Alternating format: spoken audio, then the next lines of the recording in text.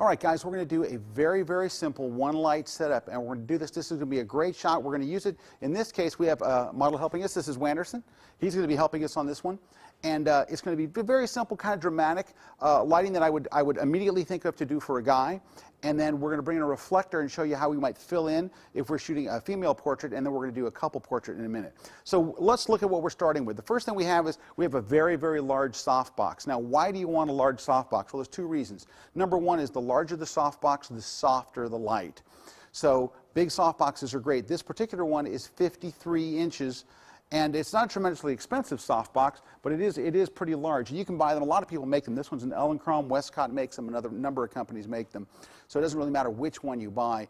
But get a good size. Now, we're also using a fairly inexpensive, this is an Elinchrom BX500, or it's called a BXRI 500 watt per second light. It's a very actually inexpensive light. But it does a nice job. The softbox is really the star of this because it doesn't really matter which strobe you use for what we're going to do. You can use any brand that you like. But the star of this, and what really makes this work, is this fantastic softbox. This is a 53-inch Elinchrom MIDI Octa. Now, again, you don't have to buy the Elinchrom. Westcott makes them, and a bunch of companies make something this size. But the key is the size. The size makes this light really, really soft. In fact, the larger the softbox you get, the softer the wrapping light that you want to get. Now, I could go with an edgier light if I wanted to, but what I'm going to do is we're going to shoot a couple of shots with just him, and then we're going to add a female model into this. We're going to do kind of a lifestyle shot, like this is their home. But of course, we know that it's not because it's a studio in Miami. But you just have to kind of pretend that that fireplace would actually go on if we lit it. Anyway, so that's what we're going to do. We have a very, very simple setup. Now, I want to talk about the camera settings. The camera is set to manual. Anytime I'm using strobes, we're going to set the camera to manual. I will generally start at 1/125th of a second and f5.6, and I'll take a couple of test shots and see where we're at. So that's what my camera settings are. I'm at 200 ISO. We're in manual mode, as I mentioned. How are we triggering the flash? Well, the one thing that I really do like about the Elinchroms and why I use those the most, and that's the strobe up there, is that if you use Elinchroms, you can trigger them with another little Elinchrom product, this Elinchrom Skyport. So why this instead of Pocket Wizards or one of the other ones? Well, here's the deal. If you use an Elinchrom strobe like this with a Skyport, it'll actually not just trigger it wirelessly, but I can control the power of the flash unit from right here on top of my camera. See this little thing? It looks like a little matchbook. This actually controls the power of the flash. So if I needed to go up or down or even fire a test flash, I can do it all right here without ever leaving my camera. I don't have to walk to the back of it and go, it's a little too bright, it's a little too dark. I can control that here. And I'm probably not going to change the camera settings hardly at all. Once I'm going to try to actually raise and lower the light. And what I'm trying to do, again, is to make sure that it kind of balances in here. I don't want it to look like I'm blowing a giant flash into his face. I want it to kind of mix with the ambient light in the room. And shooting at 1/125th of a second will let a little bit of the ambient light in here. I could go probably as high as maybe 1/200th of a second, but I'm going to try to stay at 1/25th, and I might even lower it to 1/60th.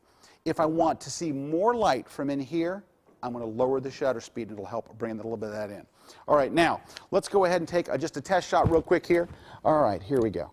Let's take it. Oh, good, that looks good. All right, let me take a look at the shot.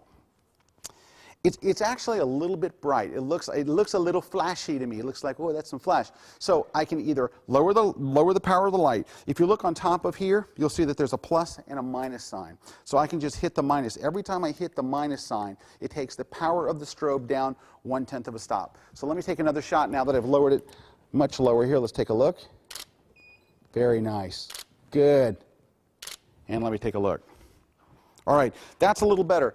If I want it to be a little darker yet, if it's still not balancing quite right, I'm going to go from f5.6, let's jump up to like f8. Let's see what we have up there. Let's take it up a little bit and see if we get a little bit better balance here.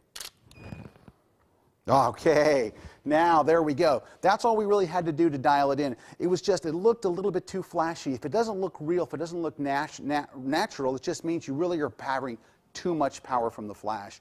So you're either going to lower the power of the flash, and once you get that as low as it can go, if that's not low enough, then you're going to raise the number of your f-stop. You're going to stop down. So let's say that you're at f5.6, you might go up to 7.1 or up to 8 or wherever you want to go, just a little bit higher, and then just take a test shot and see. Now take a look at, this is what I want to show you.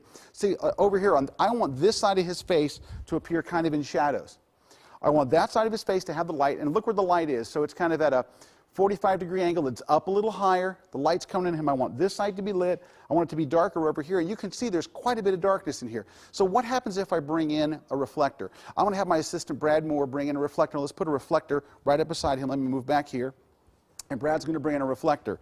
Now, if you don't have a Brad, what you can get is this stand right here. So this stand, thank you, Brad. This stand basically holds up a reflector for you. So if you're working by yourself, which most of the time you'll probably wind up being, and I usually am, just go ahead and get the stand. It has 2 clips on it. So it's a light stand, a boom arm, and 2 clips, and it holds it for you. So that way if you're on location and you don't have Brad, hi Brad, how you doing, buddy? This will act as Brad, and it's much less expensive in the long run than Brad. All right, now, so we brought this in here. I'm going to bring it in. Now, I usually want it in nice and close. I'm going to try to get this in as close as I can without it really getting in the shot. Now, since we're shooting studio lighting, thank you, Brad. Since we're shooting studio lighting, I'm going to put the silver side towards him. If I was shooting outside, I would use the gold side of this reflector. And this is a pop-up collapsible reflector. It comes in a small case and it pops open like this. Now, let's take another shot. Let me come back here and take another shot. All right, Wonderson, you ready? Here we go. All right, good. All right, let me maybe sit back a little further in the chair, and let me see if we can really see that reflector here. All right, well, you can see what's happening now. So the light is coming from here. It hits the reflector, and it only has one place to go, back on that side of his face. I personally like generally to have less of that. I would just leave this off altogether. But for like classical portraiture and things like that, you'll generally want that, and especially perhaps with shots of women. Now today, it is more and more popular to shoot shots of women without that. So we're going to bring in Vanessa, who's another professional model. We're going to have them switch places. So I'm going to have her sit down. He's going to get on the chair. So what would I do to accommodate for adding a second person? One thing we can do is literally just to back the light up, to have the light go back a little bit further to accommodate a little wider range. So you don't have to actually set up a second light because there's a second person. Let me have you back up just a little bit. See how the camera just moves? You just motion like that and it takes off. I love that. All right. Now, let me bring in Vanessa. Hi, Vanessa. And have a seat right there. So what I would do is I probably will just move this back just a little bit. Let me just snake it back, cheat it back a little bit further. All righty. I'm going to leave the reflector in there. Now, what am I going to run into when I'm shooting this? Well, one thing is because Wonderson has long hair on one side of his face, if he turns to look too much towards her, the light coming from this light is going to get completely lost. So I'm going to have to direct him a little and say, just kind of keep maybe your hair back. If you look a lot towards her, just be aware of where your hair is. And so you guys, you know, you're getting close. See, look at that. I'm not shooting yet. Stop it. Okay, now, let me just get back. We'll take a couple of shots. We're going to leave the reflector in because I do want to bring a little bit of light on the other side of her face. I don't want her to be quite as dark. All right, guys, here we go. Ready? Let's get down a little bit lower. Ooh, this looks pretty good. All right. The light it's a little shadowy on this side of his face, so I'm going to actually kind of pull the light a little. It's a little to the side, so look where the light is and look where they are. Look where they are in relation to the light. The light's kind of hitting them from the side. I really need to move this light a little bit more this way. So I'm just going to kind of pull the light itself this way a little bit, and that's going to help that gap a little bit right in there. Let's just take another test shot now that we've got that moved in here. Here we go. Same thing, guys. All right, so it's still a little dark here, so what I'm going to have you do is, Wonderson, bring your head back a little, like when you get down low, just keep it not quite as in front of hers. Make sure that you're just a little bit behind her, okay? So you can get down lower, but just keep your head, there you go, perfect, very nice. All right, let's see what we've got. That did it, that fixed it. All right, that's what it just needed. We just needed to kind of bring this right around a little. I would probably bring it around just a little bit more. I would bring it a little bit more in front of them.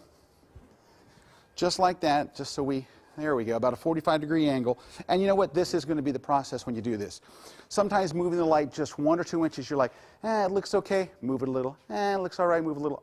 That's it. And so that's what we're kind of doing here. We're just kind of moving around just a little bit here, and I'm trying to make sure that I have most of the light on that side, but I do want some light on both sides of their faces. One more round, guys.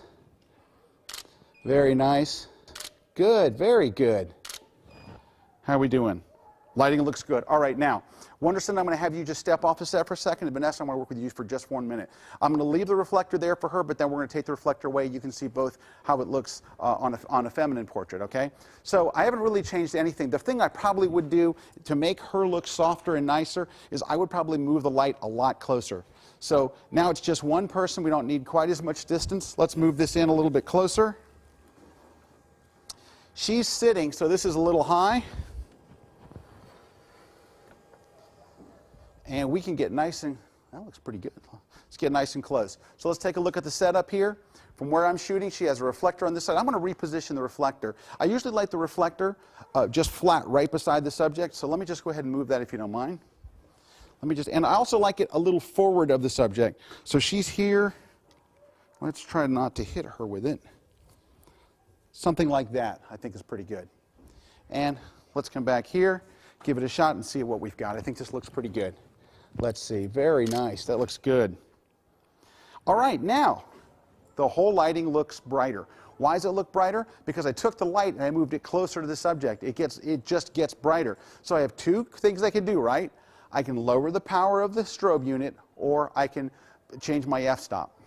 Now, I don't need to change my shutter speed, because all I really need to do is change the f-stop. So let me see what my power setting is. I can look on the back of the camera, back of the strobe, and see. I think I'm down all the way this one will go. It's down as far as it's going to go. All right, so I don't have I can't take the strobe power down anymore, so now I have to adjust the camera. I was at f8. Let's try f10. See how that does. Well, that's a good pose. Very nice. Wow, that nailed it. I'm going to actually try f11 and see if that's not too dark. I think it's a little too dark. So that's the answer, f10. Now, of course, we could be using a meter and save a little time like this. But because you've got the LCD on the back of your camera, because it takes just a few seconds, look how little time that we did. Rather than taking the time metering, you can just real quickly look in the back of your thing and adjust this in seconds. Now, again, what we're trying to do is mix this flash with the ambient light inside the room, so it's not just blowing a big flash. When I see like a portrait and I look at, like, when I see the flash and I can tell you, oh, the flash is coming from the right, if you can start the sentence with the flash was coming from, you probably use too much flash. So, because it just should look like there's natural light in the room. And looking at this, that looks much better. You don't really see the flash coming from, I mean, you see directional light. And the one thing that I would change here is I would try to get the reflector a little bit closer if you want that. I like the fall off. Let me do that. Let me just remove the reflector completely. Brad's going to jump in here and grab it real quick. We're going to remove the reflector completely and just finish this last shot right here and just let the light fall, the shadows fall on the other side of her face. Let me just take a couple here. See, I like that, but again, this is, this photography, so it's all subject to who's taking it and what you like. But I like the way it's falling off. There's a lot of shadows there, but I think that's a good look. All right, guys, I want to try a variation of what we were doing. I'm using all the same gear. I'm using the same softbox and everything.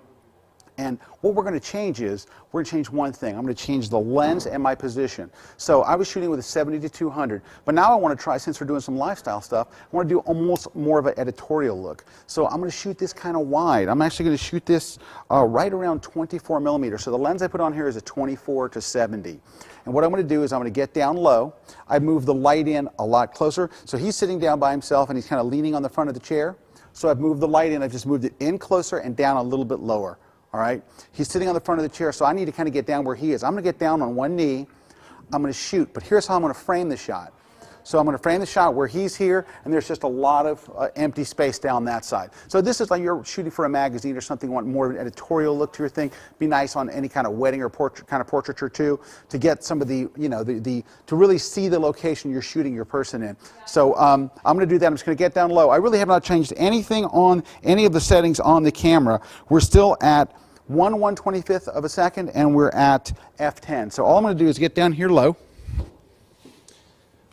All right, Wonderson, you're going to look right over here, and I'm just going to kind of frame it. So watch, I'm locking on his eyes, and then I'm reframing over here for the shot. And it looks good. There's shadows on this side of his face. You can still see a little bit of that eye, so that's still good. You can still see his eye. It's not totally in the dark over there. It looks good. The watch looks good. The watch is the watch is the size of a small car. Here we go. And let's just take a couple more because this looks really good. Really nice. Now, try not to cut off his fingers. Can you close your hand for me a little bit? There we go. Excellent. And that's Oh, we got one light, but it has a really, really nice look. There you go.